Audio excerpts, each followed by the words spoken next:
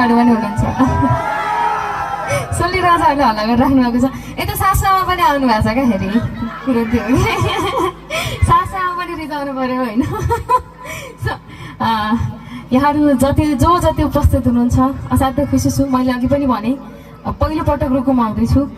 असाध्यै खुसी लागेको छ र अलिकति कन्फ्युज पनि थिएँ मैले गाएका केही दोहोरी गीतहरू त अलिअलि रुचाइदिनु भएको छ प्लस अलिकति धेरै चाहिँ देउडा रुचाइदिनु भएको छ रुकुमतिर देउडा खेलिन्छ कि नै भन्ने कुरा एकदमै ठुलो मनमा खट्किरहेको थियो तर सुन्नु भएको रहेछ फेरि एकचोटि गाउँ त मसँगै गाउनुपर्छ हजुरहरूले फेरि मैले आदि गाउँछु हजुरहरूले आदि गाउनुपर्छ हुन्छ ओके ल फुल राम्रा मेरै फुलबारीका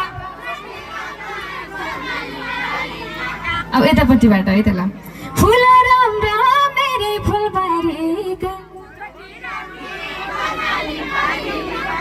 फेरि भएन यतिले पुग्दैन क्या अलिकति